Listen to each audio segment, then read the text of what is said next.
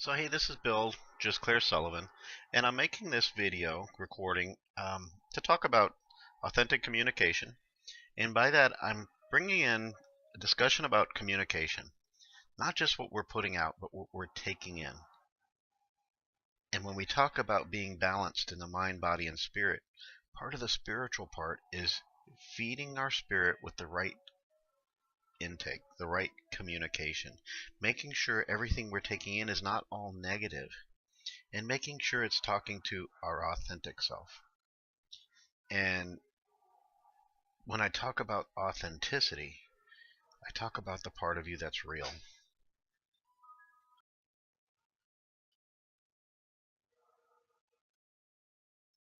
I'm talking about the authentic part of you, the part of you that can be found at your core, at the very center of your being. It's the part of you that's not defined by your job or your role or your function. Yes, we all have jobs, and that's part of who we are, but it's not part of our authentic self.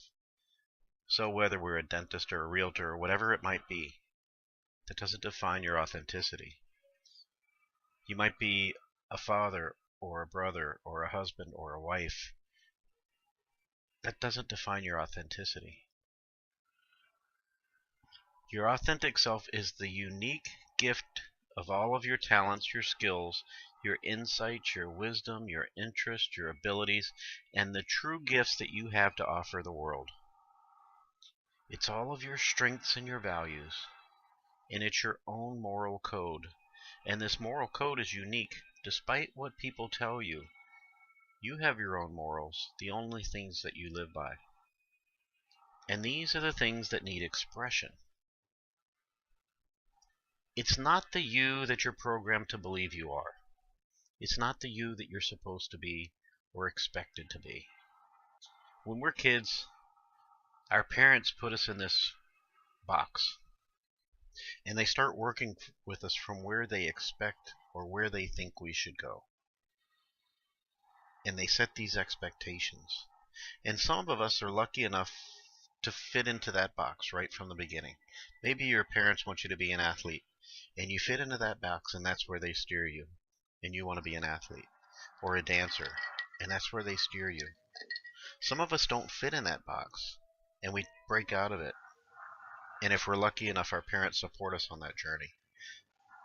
Some of us can't find our direction and get lost. But we trust that, and real quick, our parents did the best job they can do. They were there for us for the most part. They did the best they could do. Some of them did good, some of them not so good. Some of them did a terrible job. But in the end, we followed our own path. We followed the path they put us on, or we went off on our own, or we kind of got lost, and it took us a while to get where we are. But in the end, we find our authentic self. And we identify that by knowing that it's the part of you that thrives in those times when you're the happiest, when you feel the most fulfilled. And by happy, I don't mean going to the bar and drinking with some friends or sitting around a dinner table and having a good conversation. Those are all good things. But I mean truly happy and fulfilled, where you walk away from an event and you say, that was me. That's what I'm all about.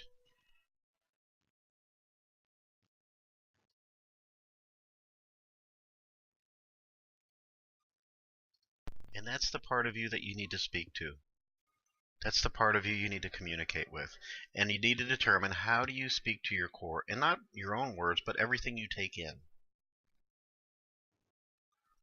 And we have to start by looking at how we communicate. Now, we all have these devices, these phones, computers, televisions, whatever they are. We have millions of devices, millions of ways to keep in touch with each other. And I can sit here and text somebody across the country and ask them how they're doing. Better yet, I could text my mom in Georgia and text her and say, how are you doing? And she'll respond and say, I'm good, how are you? Now, that's keeping in contact, and there's nothing wrong with that. But that's not truly authentically communicating, because I could pick up my phone and ask her the same question, how are you? And I could hear in her voice how she's really doing. That's connecting at a deeper level. Or better yet, sitting across the table from somebody and asking them how they're doing and looking in their eyes and knowing for yourself whether that comment is true or not, or if they're just saying, I'm fine, just to move forward. There's a huge difference in the type of communication we do. And for ourselves, it's not what we say out of our mouth that determines our life. It's what we whisper to ourselves, what we tell ourselves that really matters.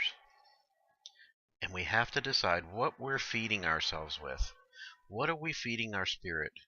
If we're dealing with negative stuff all day, and we get in our car and listen to talk radio, and then we continue on and we get home and watch the news, and then we watch some reality show where people are arguing, and then we watch some drama, we're feeding ourselves with all that negative energy. And there's no way we can be positively healthy. It's like eating fast food all the time. If you eat fast food all day long, you're not going to be healthy. Well, if you feed yourself with this negative all day long, again, you won't be healthy. And the tough part comes when we try to tune out that monkey chatter, that noise that keeps going on in our head, and we can't seem to break through it. That's where meditation comes in. That's where, when we focus authentically on ourselves and determine what we're all about, we can quiet that noise and focus on the positive.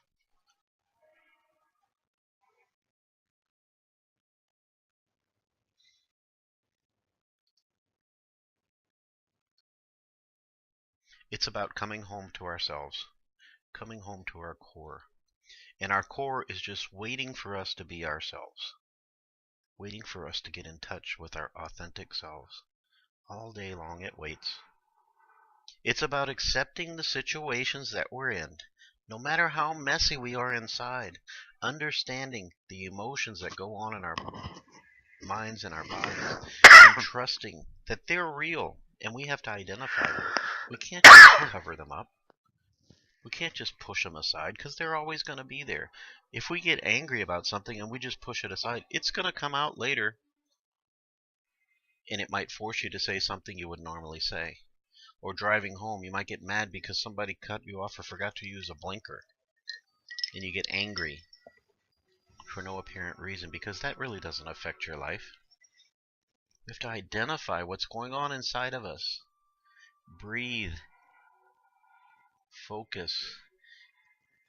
Identify, and then we can begin to tidy things up. It all begins with being present in the moment and present with yourself.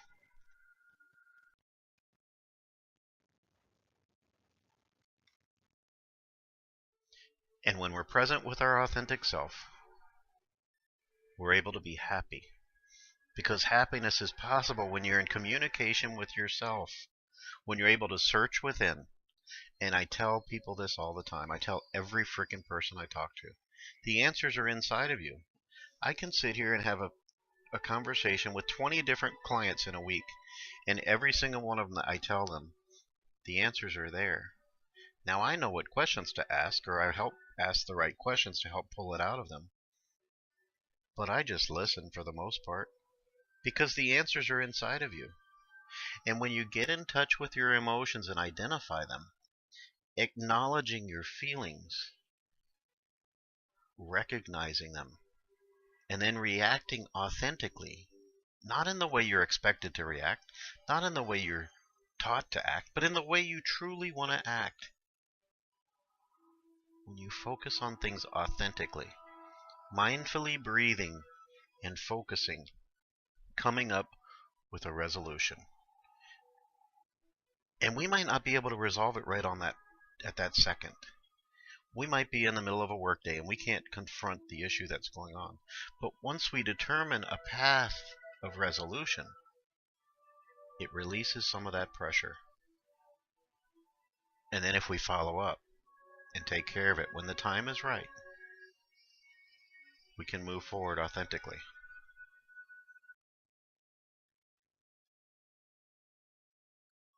One of my favorite things to talk about right now is the concept of not knowing.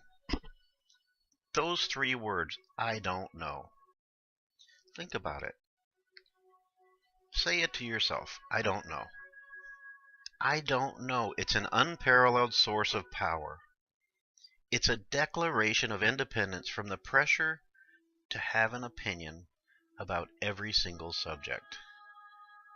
And that's what's the problem right now. Everybody has to have an opinion about everything.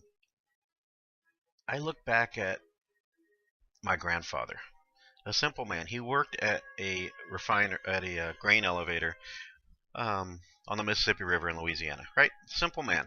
Worked hard, simple home, great family. You'd ask him a question, and he had no problem saying, I don't know. And you know what? If he was asked further about it, he would tell you because he doesn't care. Not because he didn't care, but because it had no effect on his life. Why should he have to have an answer to a question that doesn't affect his life? Why should he have an opinion about something that doesn't matter to him?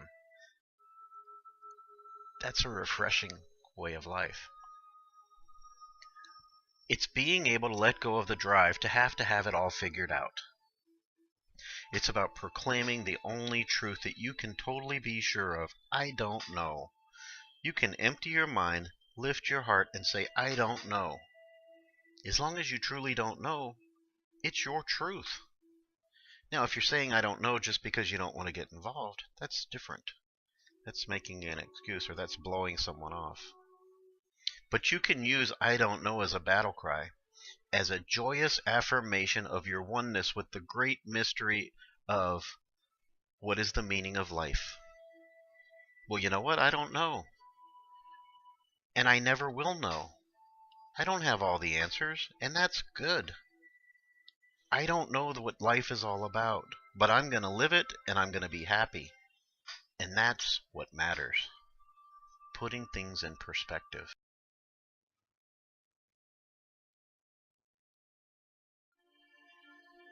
And that's authentic.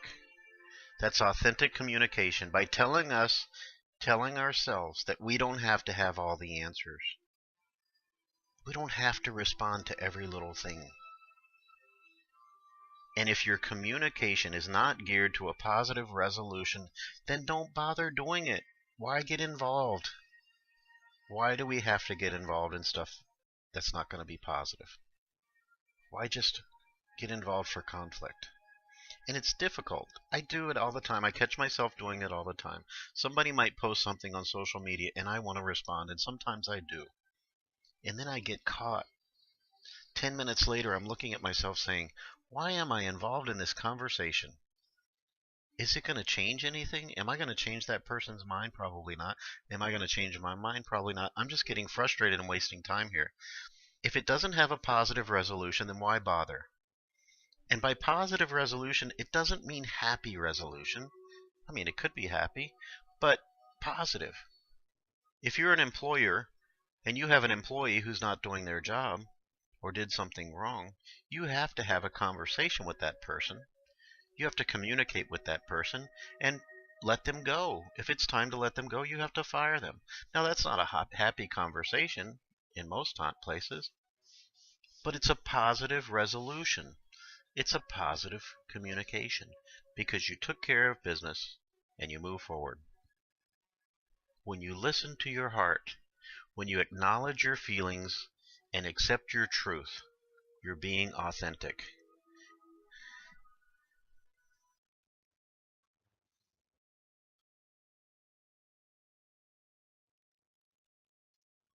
Now let's take that deeper. Let's think about our emotions. Let's think about our anxiety. Let's think about the things going on inside of us. And when I talk about something, an emotion, let's talk about something like anger. And think of that emotion inside of you. Think about that anger. And I want you to imagine that it's a red helium balloon. It's red. And it's a balloon. And the more you focus on that anger, the more you think about it, the more it dwells in you, the more space it takes up. The more air you're putting into that balloon. And if you dwell on it and you let it fester, it just gets bigger and bigger, and it keeps taking up more and more space, taking up more and more space inside of you. But then if you can breathe and focus, determine where that anger truly came from. Acknowledge that it's there. Acknowledge what caused it. Learn from it. And all of these things start taking the air out of it. Coming up with a resolution. Now, you can't totally eliminate your emotions. They're always going to be there. But you get to determine how much space they take up in your life. And if you can let go, if you can train yourself to acknowledge and deal with those emotions when they happen, you're giving yourself more space for positive things by eliminating the size of those negative emotions. By breathing, opening up the space, allowing the positive in.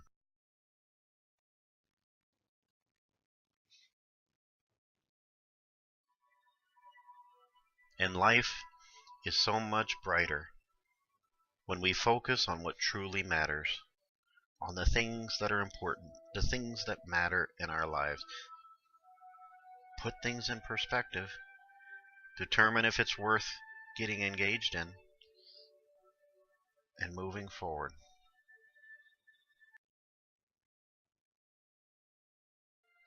And what I do is I say this mantra, this prayer of positive time and space. And I tell myself, in this moment, there's plenty of time. I don't need to rush. In this moment, I'm precisely as I need to be. And in this moment, the possibilities are endless. And it all starts in the mind. It's a poignant time in our life. It's easy to feel like we should be doing more to help, more to make the world a better place for more people. The voice of "it's not enough" is seductive. From not enough political activism, to not enough exercise, to not enough time in the day. But to stay authentic and positive, we have to find that voice that says, "You are enough." In this moment, listening to this recording, talking about what I do, it's enough. Like everyone, I get scared about the direction and the choice our country is about to make.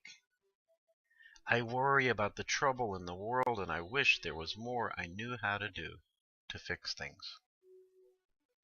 But when I worry, when I get caught up in the fear, I deplete myself. When I'm afraid, I'm not being authentic.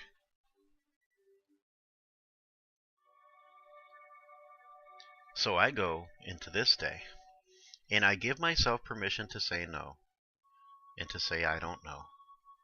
I don't have to have all the answers. I don't have to be the savior of the world. I go into this day with a willingness to be the messy person that I am. A guy who cares about the world we live in, but is not here to save it. I go into this day in a culture where everyone has to have all the answers, and things need to be fixed right now, saying that enough is a healing act. That I don't have to have all the answers is a good thing. And today I'll explore the fact that enough is good. I'll explore that more deeply. I'll reflect on that thought, and I'll know what my limitations are. This is the prayer I carry in my heart. It may sound small and shallow, and in a way it is, but it's enough for me today. I don't have to have all the answers, and that doesn't make me any less important than anyone else. And that's what's authentic. And that's what's powerful. And if we all did that, if we all focused on that, that would be liberating.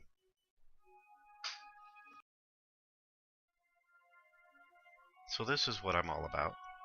Helping people find the balance. Focusing on our authenticity. Moving forward and communicating in a world in a positive way. It takes work. It never ends. I took many classes and read many books by my favorite person, Thich Nhat Hanh. The man is in his late 80s. He's been a Buddhist monk his whole life.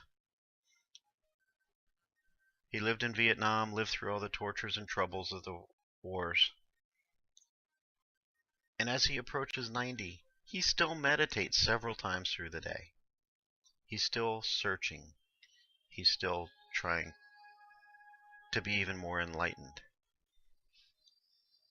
So for somebody who's doing this their whole life, for somebody who teaches this day in and day out, for somebody who has written 25 or 30 books on the subject, to still be having to work at it shows you that this process will continue for a lifetime. And that's a good thing. Always seeking to improve. That's what keeps life interesting. So again, my name's Bill Just Claire Sullivan. Please feel free to visit my website, coachbillforlife.com.